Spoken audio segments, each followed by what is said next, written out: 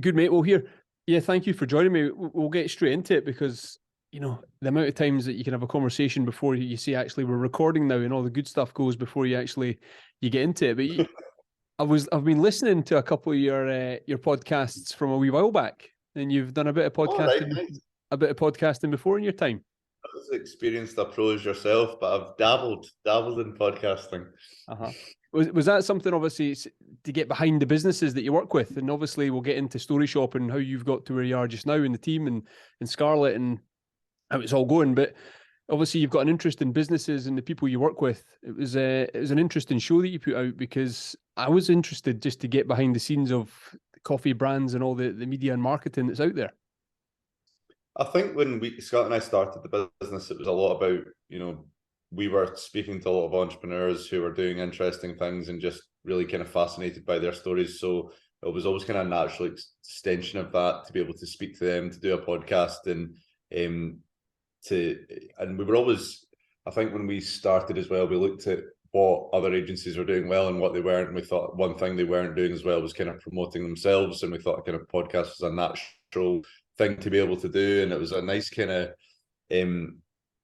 a little kind of side project of being able to do the work with a lot of these really interesting people, know they had this really interesting story to tell, build the relationship with them, and then be able to kind of speak to some of them on the podcast as well. So yeah, it was a good experience. But then going back on myself, and I've been saying I'm going to do a second season for about a year now and not quite got around to it. So hopefully I'll find a chance at some point. It's something, yeah. I've been pretty good at lining up the guests and getting the consistency, but I know when you fall out of a bit of a routine with it, and were you editing your own shows? Because it's obviously it's a heck of it's a lot of time that has to go into a podcast when people just think you have a chat and you put it out. Behind the scenes can be very, very time consuming. No, it was Nathan at Sparkling Studios who was brilliant. I'd been talking about starting a podcast for about a year and a half. And then Nathan moved in to a little porta cabin outside our shared working space, and he was going around saying that he was offering this podcasting service. So I thought, right, this is fate. I'm going to do it, and he edited it all for us and recorded it. So that was just really helpful and kind of made a big difference because it probably was just the push I needed to actually do it. And then we moved away from that shared office space, and he hasn't been able to hide me, so I've not got around to doing the second series yet. Okay. Well, you'll get there. But no, I appreciate you coming on, and obviously I follow everything you do, and it's the behind the scenes, the marketing, the branding. It's of great interest to me to find out how you guys operate in that world, and how did Story Shop form? Because obviously I know it's yourself and Scarlett, and I still have you in my phone as Gregor Hulk Reviews. Now, is that an old platform where you used to do reviews? Did you not used to do reviews a long time ago? I used to do restaurant reviews, but I wasn't that popular. I seem to be talking about spending the majority of this podcast so far talking about these bizarre little side projects that I've done through my life. No, we'll get to the good stuff. But I'm very into food and drink. So I'm very into food in particular. So I thought that the food reviewers needed to up their game a bit, so I tried to fight them at their own game, and then didn't really amass much of a following. And then now my Instagram is essentially just pictures of my two children, so I've deleted any followers that I did manage to gather during that time. So Gregor Hulk Reviews is now just another dead side project. I don't say that. I enjoyed it at the time. I enjoyed it. That's I think that's when we first connected, maybe back in early Doddy days, or even before that with rugby projects and things like that. I'm sure we had a couple of chats back in the day. Yeah, I remember just at the start of the pandemic, I think we first spoke when it was through the Mark Bowman when he was doing the World in a Day, and then we ended up talking through that. It was Brewer, the McLean brothers. That's when we first spoke, I think. Yes. Yeah, that would have been it. And then they came on the show when they got back from their epic adventures. Yeah. And I remember forgive me, I forget which brother it was, that it's about 8 o'clock in the morning in my old office that they came in and joined me, and he fired up his bagpipes And obviously everyone in Brunsfield Jamie. must have been wide awake at 8 o'clock in the morning, because he was off to do a bit of busking at the Scotland-England game. It'll be Jamie. Was it So Jamie? Jamie is the bagpiper. Yeah, no, brilliant story. That was good. Yeah, so that's how far back we're going. So I was still podcasting in my office. So that's pre-pandemic. But take us to Story Shop, and obviously how did that begin in the launch, and obviously watching it grow and the way you're recruiting. It's fantastic to see, and knowing the Doddy aid and behind the scenes of what you've been involved in. Obviously, you've been working on some big projects. Well, thank you very much. Yeah, so we started December 2019, Scarlett and I, or before December 2019, we decided to go freelance, but we eventually kind of bit the bullet and went freelance in December 2019. The first project, we kind of always thought we wanted to work together, but we wanted to do a little test pilot for it. And that test pilot was Broer, the McLean brothers, who were rowing across the Atlantic Ocean. And it was a kind of perfect opportunity to work together, to see if we could work together, because we've always thought we could, but then this would kind of test it out under some quite intense circumstances at the time, because it was a quite intense project. So we started working on that, and it worked really well. We got loads of really good feedback. We got amazing results for the campaign, helped to raise a lot for charity. We're able to kind of do it our own way as well, and bring a lot of our kind of some offbeat humor and different kind of creative ideas to the table as well, which we liked, and we liked having our own sense of control. So after that, we decided we'd, rather than just being kind of freelancers, which is great and, you know, is just a kind of valid route, we decided, no, we wanted to kind of build a team and then shape a team, because we both had teams at our old work. So previously I was a account director at a big PR and marketing agency, and Scarlett was a marketing manager at various shopping centres across Scotland. So we'd always talk about the problems with agencies from inside and from out, and we'd also talk about the good things that my agency did. Like I worked at a great agency, big partnership for many years, and I learned a lot there. I learned a lot from the founders, Alex and Neil, and I took a lot of that on, and that was a great experience. But also, inevitably, when it's a big business, there are things that you think, oh, what if it was me, I would do that differently.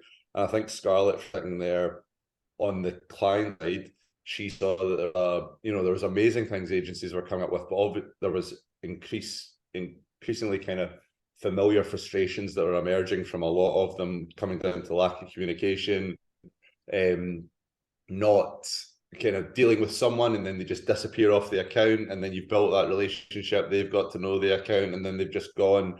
Lack of kind of honest conversations, and essentially kind of people that weren't connected to the business that she was working with. They didn't really know and take the time to know the business. And I think we looked at all those things, all the good things, all the bad things, and we thought, right, here's a kind of blueprint for how we would want to build our own agency.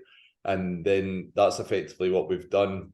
We always loved having a team and thought, in the vision for this, we never wanted to be a big agency, but we knew we wanted a team of kind of real,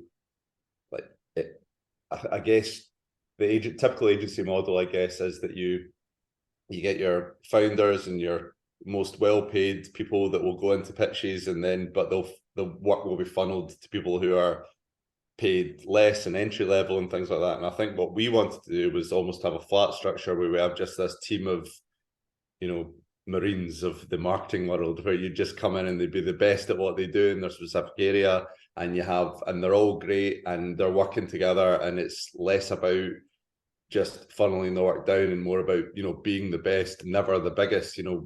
Our model is not scalable, and that is part of it. It's not scalable in the sense that we will never have 100 people, but what we will have, we've got I think 11 great people now. We will have, I think, 15 great, amazing people, and that's where we want to be and stay. I mean, it's a manageable size running businesses myself, and it's interesting. I'm thinking in my world in property, dealing with architects and plumbers and things like that, guys that founded companies, people that founded companies often find themselves falling out of love with it because they're no longer doing the thing that they started with. They're now just running payroll, they're dealing with problems, they're dealing with staff and headaches and all sorts of stuff. and they're not actually out doing the work or enjoying it. Where the way you've just described it, you are a team and you are at the coalface still yourself, but you're still able to do what you enjoy, it's refreshing to hear, because if you'd gone the other way and said, I've started this company, I want it to be the biggest in Scotland and we're not going to stop, there's many people with that mindset, isn't there?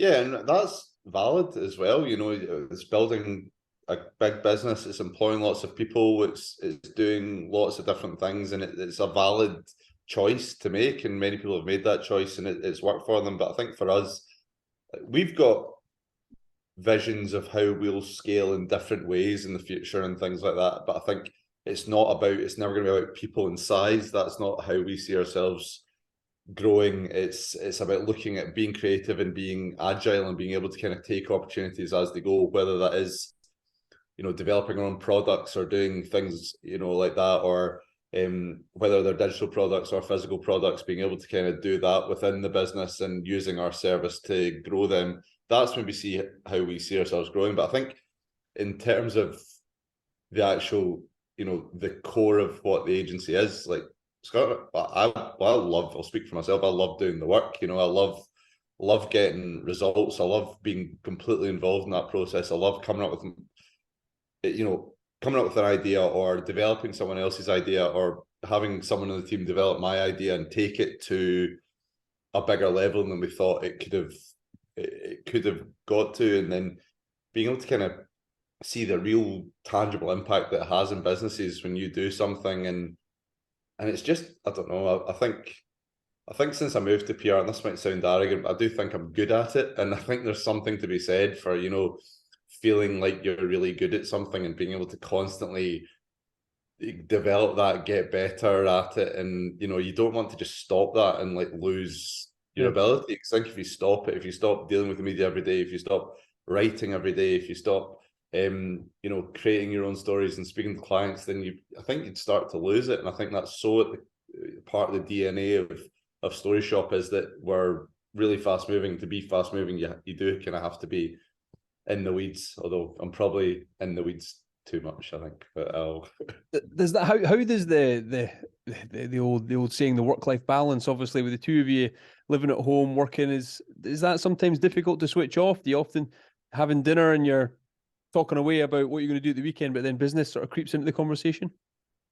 I've, to be perfectly honest, because we started the business and then we decided to start the business, then Scarlett got pregnant, and then we've had 2 children since then. So I'm either, changing a nappy or talking about work and work-life balance. I've kind of recently made the decision to rejoin a gym, so I'm making sure I'm at the gym every single day and doing that. But my work-life balance has not been good. I'm probably, to my own detriment, a bit of a workaholic. I've worked kind of 6 days a week. I work a lot of evenings and a lot of that's been because, we've had to kind of make sure we're managing both and keeping both the business and the babies alive during a very difficult and challenging time, and just kind of has just been whatever it takes and divide and conquer and make sure that we can do it. But I mean, I hope one day to have a work-life balance. I think that would be nice. But I think even if I work for someone, I think I'm probably the type of person I probably need to work that out around myself, around how I can one day find a work-life balance. Let's go there. It's a topic that I often get asked myself if I'm doing a show or if a guest's on. Do you see your mates? And I mean that, do you catch up like you used to? Or have you lost yourself? I certainly have, with business and kids and projects and podcasting. You lose touch of a lot of things. Are friends and pints and going to the rugby or the football, are they things you've been able to keep up with, or are they certain things that you miss, that you've had to sacrifice? I've certainly sacrificed that. I certainly do it less. Like, I look back and I think, how did I ever have the time to play rugby and be at that club on Tuesday, Thursday, Saturday, and into Sunday and things like that? And the time is, looking back at that kind of freedom to be able to spend that amount of time, it seems so luxurious. But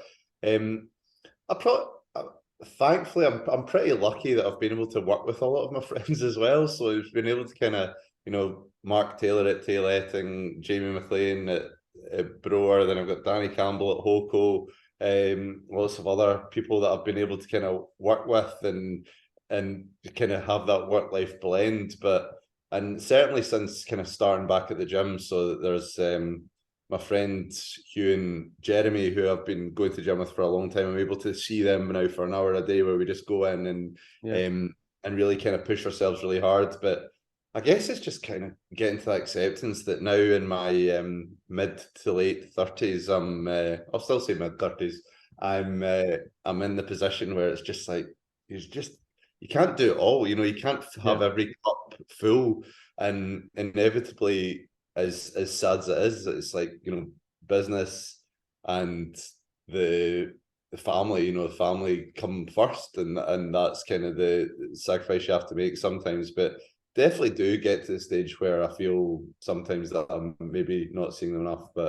And I've got a weekend away next weekend with them that I've managed to wangle, so I can't complain too much. But no, and what about, like, obviously the family business? Have you got ambition? You see your own brand and story shop. Is there a family connection in there? I don't know, merchandise that you've ever thought about building or creating another arm of story shop that tells your story and the family story, because you're in such a good position to create your own brand or create your own family project.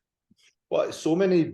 I think the best thing about our job is the insight we get into other businesses. I learn so much from speaking to all these other entrepreneurs and finding out how they started, finding out how their business came to be and things. And so many businesses, they are 80-90% marketing. That's what they are. And it's just, it's not many businesses haven't invented their own product or something. It's about building a brand and then being able to kind of leverage that and build it into something. And I think that's something we definitely want to do. And I think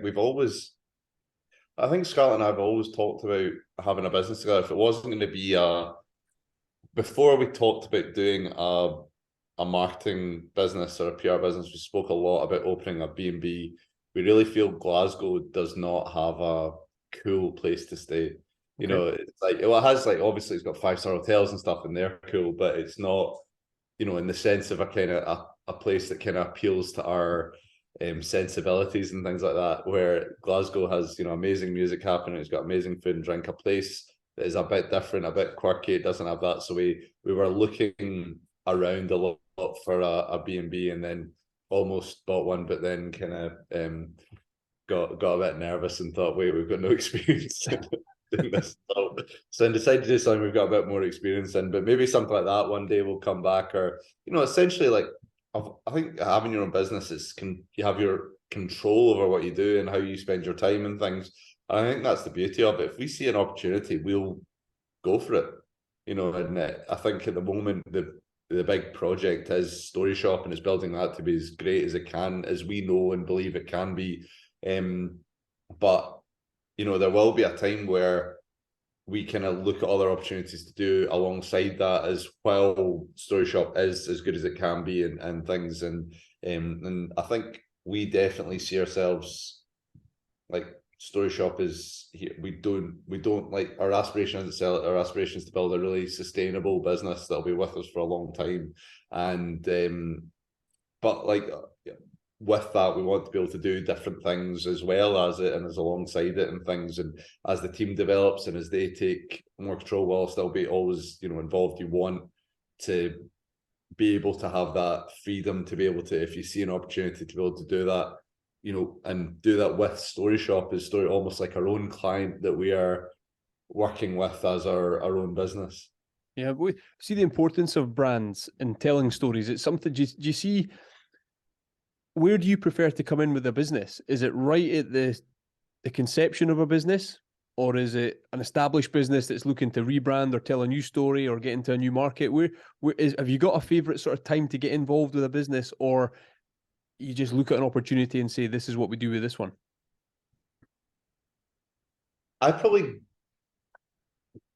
My gut always falls to, because I guess I'm kind of journalist by trade, moved into PR. My gut always goes to, my immediate thing in the head is, how excited will I be to phone a journalist about this story? How excited will I be to say, you'll never believe this, they're doing this amazing thing, and that is obviously, you know, the most exciting to me. I guess there's kind of two things. It's brilliant to be there at the start and to be able to shape that decision, shape kind of everything and work with the founder to shape it authentically so it works for them and it's building their story and it's making the story part of the brand and to be part of that, but also to be able to, you know, throw things in that will work. But I think the most exciting thing for me is when a business comes to us and they say, look, I'm doing so well out of word of mouth, but it's all been word of mouth. You know, when it's a business that is a great business that is doing well and customers love it and it's not pretending to be something that's not, it's just never really turned the lever on and being able to kind of really boost all the things that are authentically there. And I think when you go in to that type of business and like any external advisor, you can go in and be able to provide that kind of outside voice and, you know, really see what needs to be highlighted and how you can push that forward. And it's, you know, inevitably what we want to do. I'm sure it sounds quite trite, but you know, you want happy clients, you want to help good businesses and you want to help them grow. So it's any business that we think if we were involved here, we could make a difference and we could help take them forward. And whether that's someone with a great idea that just doesn't kind of know how to build that brand and needs a bit of a steer towards doing that, or whether it's a business that is well established but just hasn't really done marketing or it needs refreshed, being involved in that. But it's just anyone you love working with. Like as soon as you talk to them and they're excited about their business, whatever stage it's at, and then that excitement kind of breeds excitement, and then that's when you kind of get in and you really enjoy working on it. What was it like? I mean, I'm assuming you've had to say no, this isn't for us. What was it like the first time you maybe had to turn down business, or someone came to you all excited, but you didn't see the trajectory of that business, or you didn't have the passion for it? I think we're quite picky about the clients we work with, and it's not just saying no because I think we're honest with ourselves about we are not everything to everyone. You know, there's a certain type of business that is perfect for Story Shop, but we wouldn't pretend to be the perfect agency for everyone. There's many times where you maybe want better with a big, massive agency to work with, but there's businesses that are kind of prepared to act quite quickly, who have a good story, who are really ambitious and who are prepared to do things a bit differently and not just the way they've always been done. You know, that type of client we really want. And there's a number of reasons that we have said no, but I think it was, in a weird way, quite a proud moment, because I think we started the business, you're like, right, we've just got to pay them. Like Scarlett and I, when we first started, we wrote down all our outgoings and we're like, what's our kind of survival figure? And we've got to get to that. And I think when we kind of got past that, when things were, you know, it was kind of the business was rolling along, that we thought we can be more selective and we can start saying no to people.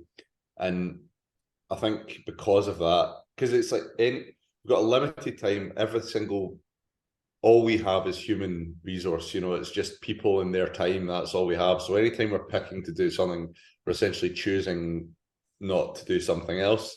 So if the team is working on loads of things that are not kind of exciting them, and I think as well, you know, because the team's everything, having great clients, exciting clients that they want to work on, and is such a kind of great retention tool as well, because they want to be doing good work for good people.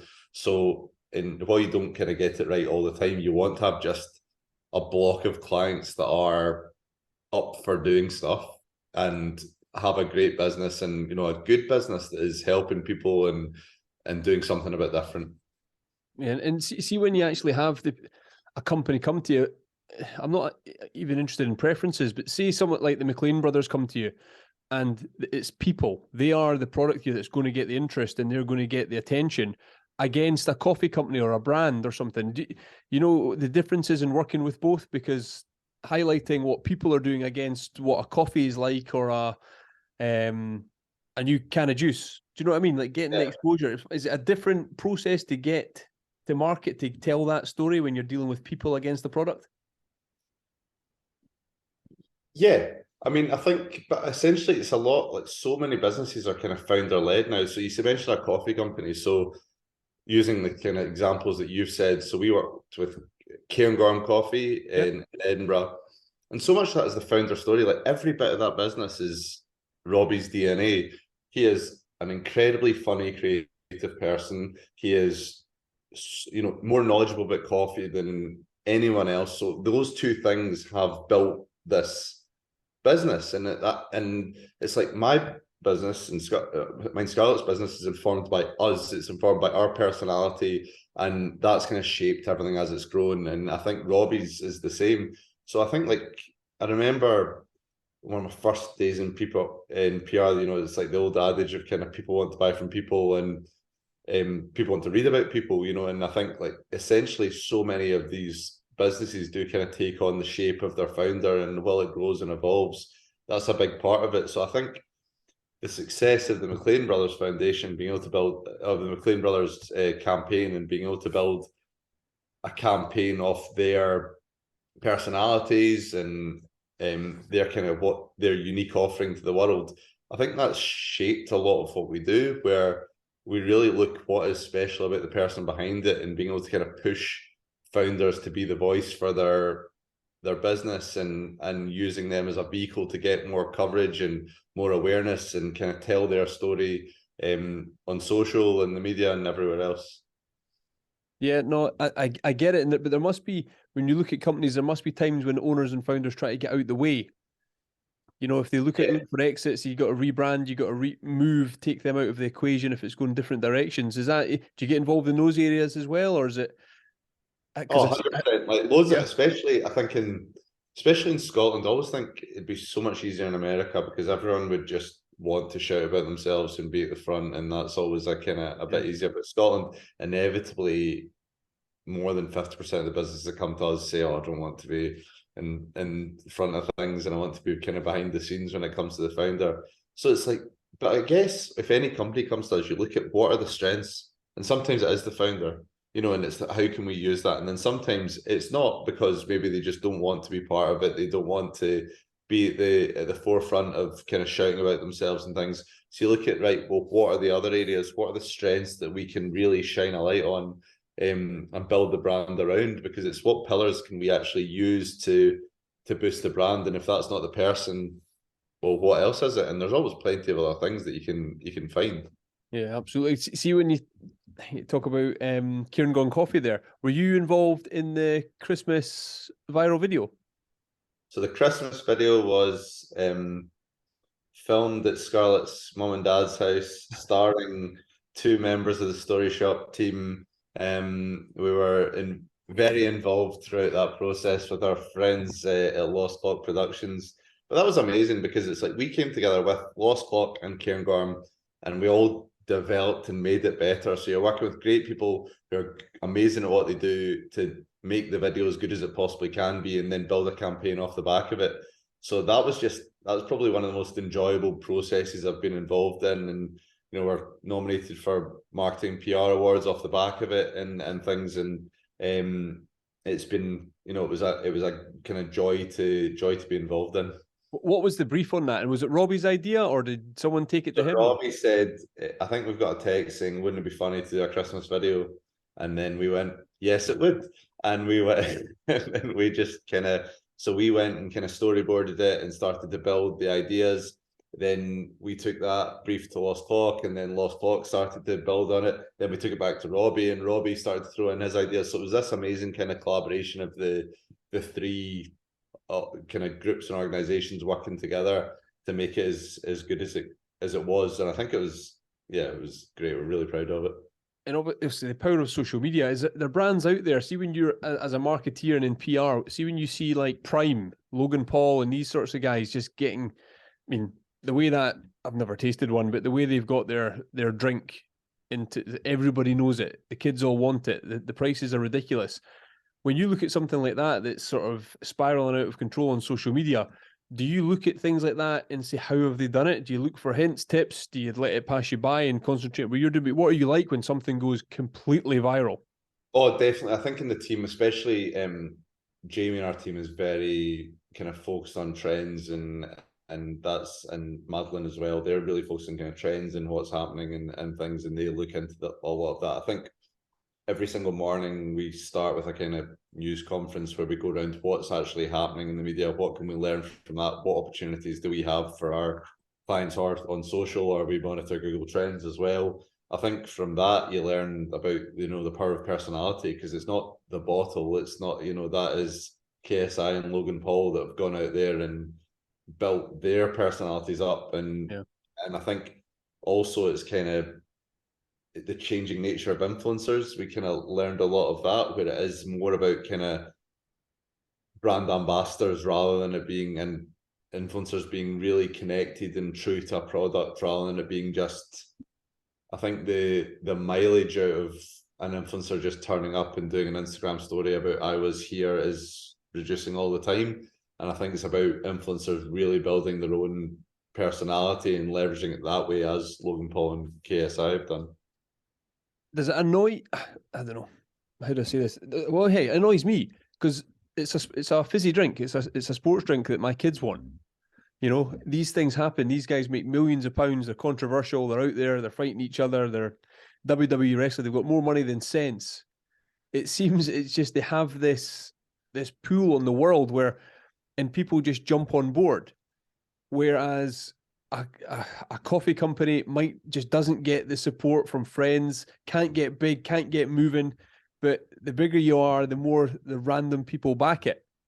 Do you know what I mean? Where the guy starting his own business, trying to launch his own soft drink and get on some shelves, nobody supports. Hard to get things off the ground in that respect. I think it's a meritocracy. Like, I do think, like, as much as people love to say, oh, influencers and things like that, like, they've earned it. You know, they've built a following over years, and then they've found a way to leverage it and monetize it and things. And I think whether you are a small company or a big company, like, it's about putting in the hard yards and building a following and really developing that following as people are talking about it. Like, everyone's talking about that, and even if it's the, you know, going back to what you said earlier about the people versus the product, or whatever it might be, you know, if it's not that and you're not KSI or Logan Paul, what you can have is an amazing product that people can't kind of live without. You know, I think, like, Uni, a local example where it's like, yes, the founders are amazing people and they've been at the forefront, but, you know, it's a product-led business and they've created an amazing product and they've put that, and it's an invention that's different to anything else out there, and they've invented a category and they've created an amazing product. Like, these things tend to be, through one way or another, a bit of a meritocracy as well. And, you know, if you do enough things right, then I think, and you know, KSI and Logan Paul definitely had a leg up, but that's a leg up through their own doing. That's a leg up through building a YouTube following for years and years and years. Yeah, it's pretty impressive. I know what I say is impressive, the millions of followers, and I'm a wrestling fan. The way that guy has just moved into that world and dominated, and most expensive Pokemon cards in the world and all sorts. He grabs attention. Even a 39-year-old man, he grabs my attention.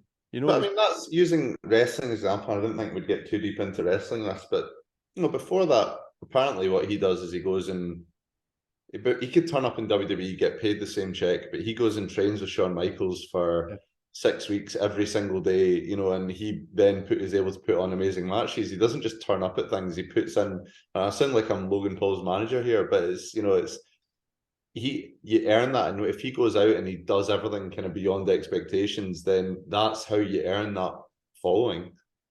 Yeah, no, very well put. No, I get that. The work ethic's there, isn't it? And even if you look at his brother in boxing, yeah, you know, he's putting in, he gets criticised, he doesn't care, keeps turning up, keeps putting the work in. But what do you feel about that? Like, if it's Americans, and you touched on that, they'll shout about themselves. Friends will support.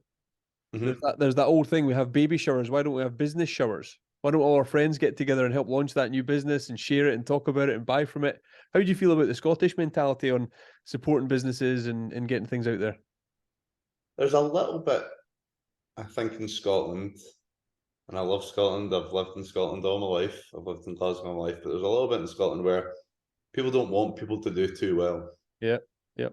And I think that's sometimes a wee bit of a shame. And I think even when kind of people start a business, it's, how do you get a discount for that? You know, and I think there's a lot of kind of that where you get a lot of people support you, and, like, obviously I think in my own experience, you know, I guess in my own experience, I had kind of a lot of good friends reach out straight away and just say, "I'll support you. What can you do for me? And how can Story Shop help and things like that?" And it was amazing. It was absolutely incredible. So I guess I can only speak in my lived experience, and it's been great. And people have been amazing and have supported. But you definitely do see a lot of times in examples of other businesses where people do look for kind of a discount, and then also like as soon as someone starts to do well, it's kind of chipping away at that, and there is a wee bit of a kind of Scottish negativity where you don't want someone to do that well sometimes, and that's a bit of a shame because you know, because I think like if someone's doing well, they're probably employing lots of people, they're making a great product, they're able to do more things, and I think there's room for lots of people to do well. Yeah. And when people do well, they often take others with them. It's Totally. something that happens in success. You know, you get around success and you operate in those circles. It brushes off on other people and they'll see the work ethic that it takes. Mm-hmm. But it Well, also, I certainly think a lot of the DNA of Story Shop is by being around, and playing. So I played at GHK Rugby Club, and then it wasn't so much like getting a leg up, but from people around there. But it was because you were seeing there were so many like entrepreneurs within the team, like Mark Taylor, Tay, and Kelvin Properties, as an example. He was doing so well and flying, and just an amazing businessman.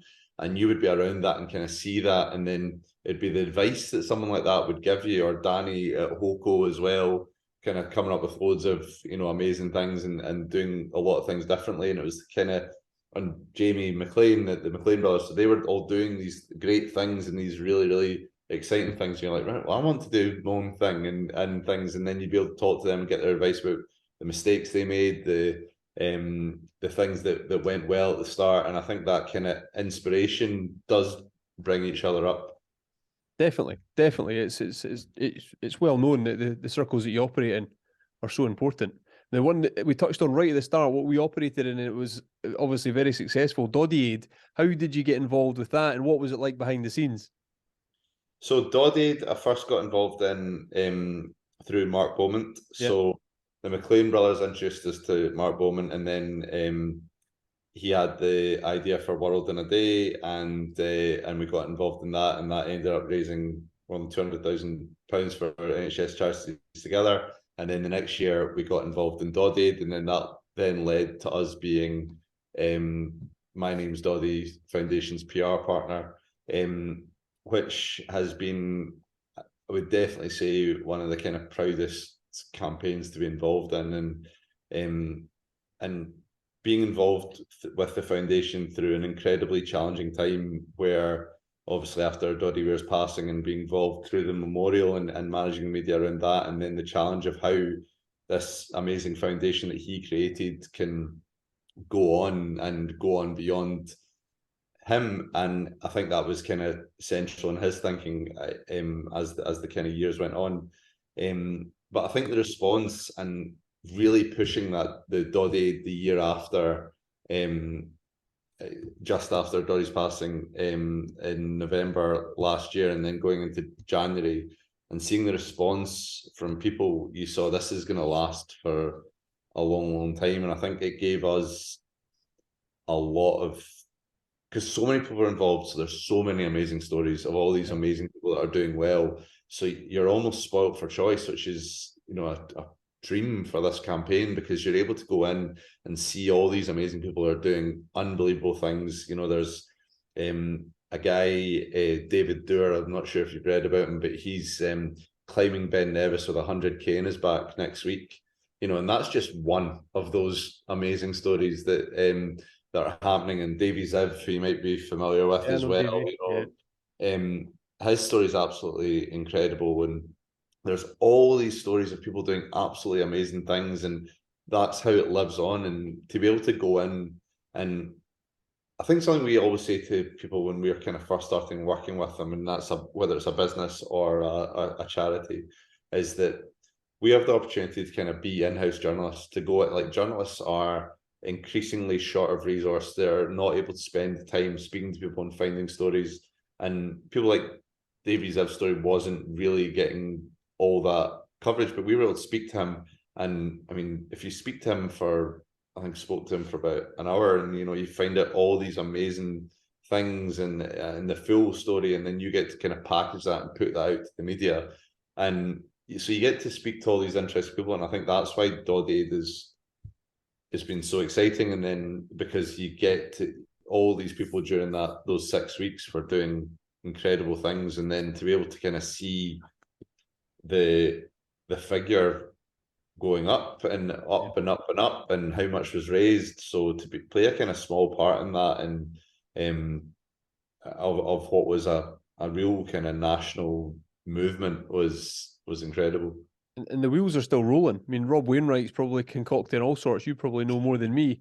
Have you ever do you deal directly with Rob when he comes up with these ideas, or is it I've been in, I team? think I'm currently in about 27 WhatsApp groups with them. But yeah, no, I've dealt with Rob a lot. We deal with the foundation directly, so we are kind of, but I think it's a small team at the foundation, so I think Dodade has taken on a life of its own. So, but I think this year we've got we'll have a bit more capacity with as their team has grown to be able to really kind of take on Dodade and make the most of every opportunity, because it's it's become it's a proper event every single year that people will be ready for.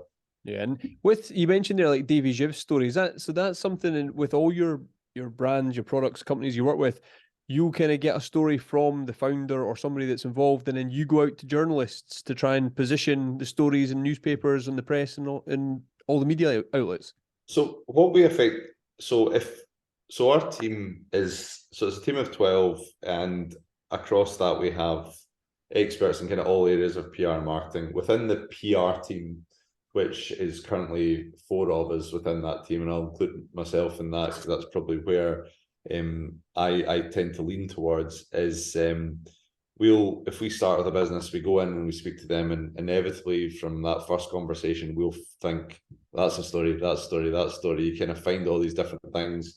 We have the opportunity to do a kind of scene setter piece if they've not had much media before, where you get to kind of put their story, the founder story, into the media, and then you create a PR calendar for all these different announcements that they might have, all these different kind of opportunities, and you think, what are the real causes and what do you want to get across? What are the objectives that you need to get across? And then what we'll do from there is kind of look at effectively creating kind of Trojan horses, because I think what a lot of PR agencies do wrong is that they go out with what is essentially advertorials and they hope they get covered. Whereas what we try and do is we think, right, what is the message you're trying to get across? We'll find a way to get the Trojan horse to get that out there, and whether that is the kind of commenting in the news agenda and something that's happened that way, whether that is a really kind of creative stunt idea or something else, then we'll find a way to be able to, you get that story, that you put it in there, and then you try and you put all the key messages underneath rather than flipping it the other way around, which gives it more value. Because essentially what we want to do is, you've got journalists who want a story that people will read, and then you've got the founder that wants their message out there. There's got to be somewhere in the middle, and I think sometimes if a client comes to an agency and they just want their story as they exactly want it to be put into the media, then they've got to realise that there needs to be a bit of meat in the middle for the journalist if they're not paying for that. Yeah. And I think that's what we try to do, is we try and get that meat in the middle, where what we always kind of strive to create is this oven-ready media package that has the story that the journalist desperately wants and needs, but then also it has all the key messages that the client would want in it. And it's quite a hard balance, and there's a lot of kind of juggling back and forth, but that's what we always try to do. Is there companies out there that you look at? We mentioned obviously Prime and Logan Paul, but are there companies out there, maybe global brands, that you just love their marketing? Like if you look at Gymshark or something that has progressed so quickly, they're doing it right. They've got the influencers on board. Whatever they're doing is working in that space where there's already Nike, Adidas, Reebok, all these big brands. Is there any companies out there that you do keep an eye on? You've looked at their sort of backstory to see what hints and tips they've had to get their marketing and their PR in front of everybody? Well, I'm obsessed with products and things, and I think how they kind of get their message across. There's loads of really one I think is really interesting is a company called Four Sigmatic. So Four Sigmatic, I look at a lot of what they've done, and they're a mushroom coffee company. I've heard that they used to be on the Joe Rogan podcast. I've heard Yeah, been so advertised. they've definitely been kind of forward thinking in their own marketing and being in podcasts and things. They've got an amazing founder story of, I think a 13th generation farmer who's kind of found the power of mushrooms and tried to find a future for his family farm. So they've really gone quite hard in being able to push that forward. Then they do really interesting activations. Like, I remember when I was in LA just before the pandemic, and before kids, they just have a cafe and it's just free coffee, and they believe that all you have to do is kind of try it. And that's, so if you come in and try it, then you'll be ordering it for the next 5 years. So the kind of cost of acquisition of giving that coffee, which people would think, oh, why would I give anything away for free, which is often the first thing. The cost of customer acquisition, I certainly tried it for the first time. I was like, oh, I've heard it in a podcast, and then I was in walking past and I saw the other cafe, so I went in, and then I was like, oh, how much is that? I'll buy one, and they wouldn't let me. But then I've been ordering Rishi cocoa hot chocolate for the last 3-4 years. I think these brands that have that kind of forward thinking and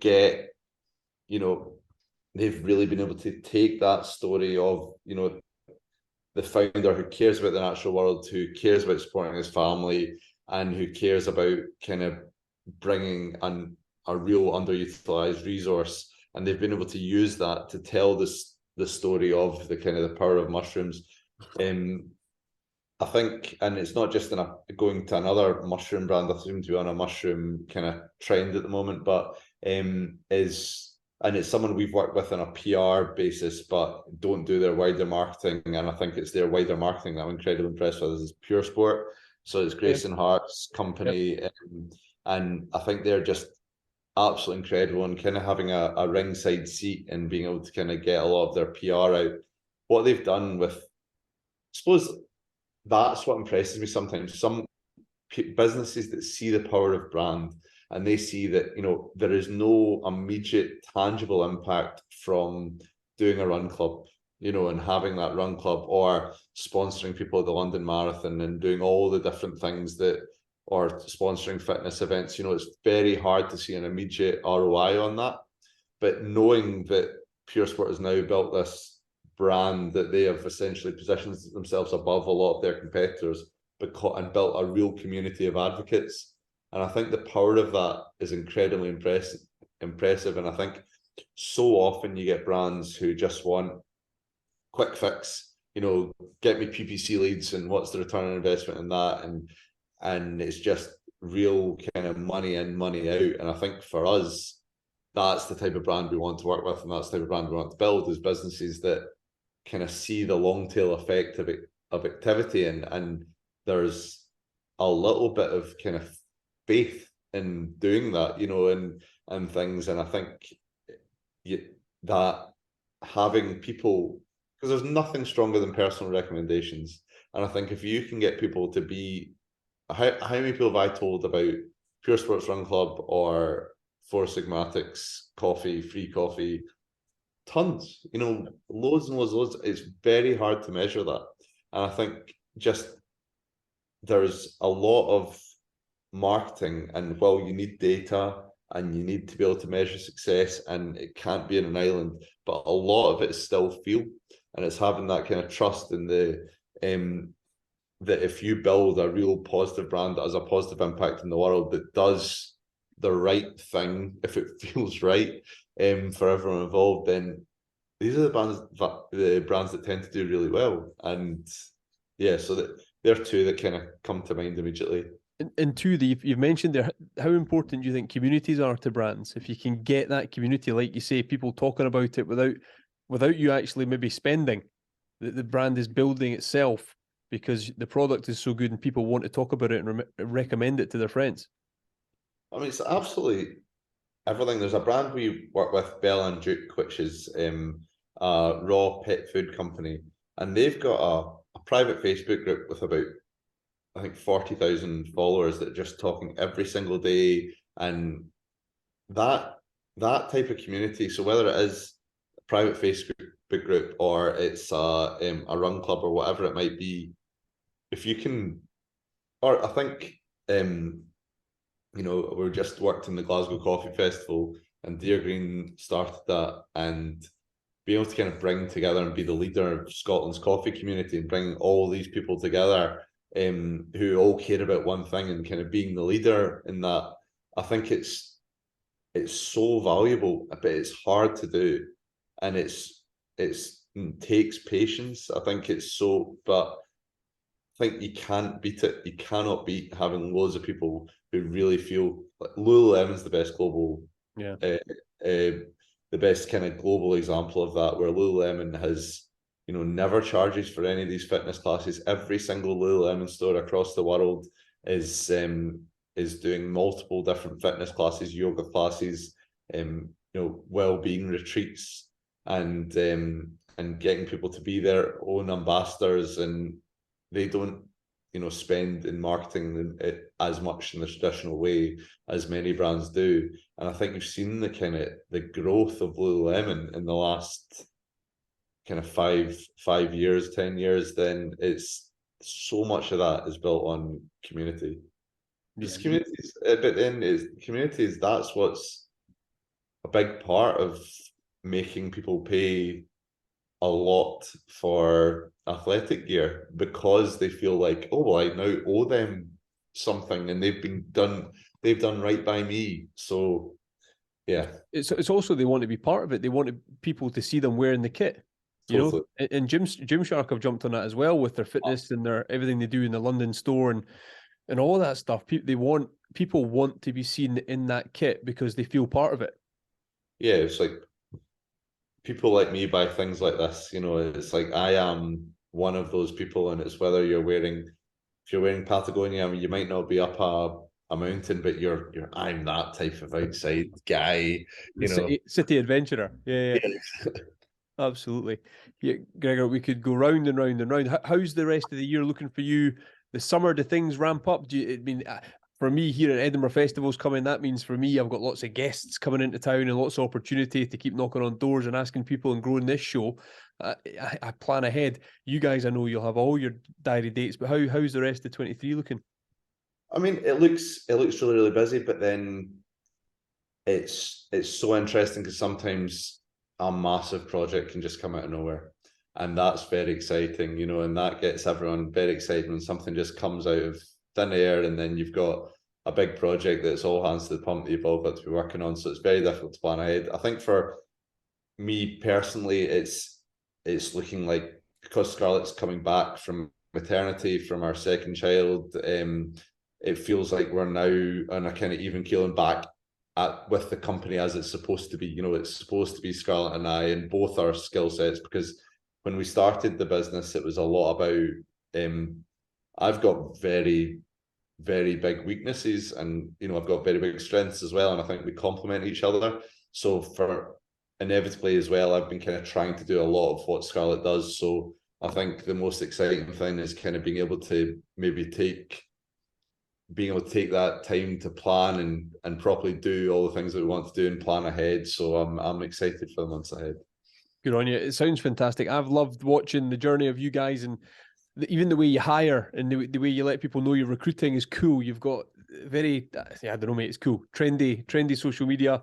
I love the creative stuff you're doing, and knowing a lot of the companies you've worked with, everybody speaks so highly of you, mate. So thank you very much for joining me on the show. That's very kind of you. I feel very flattered to be asked to be on. So thank you very much. And thanks good to speak to you. Good man. Hopefully catch up soon. Brilliant. Cheers.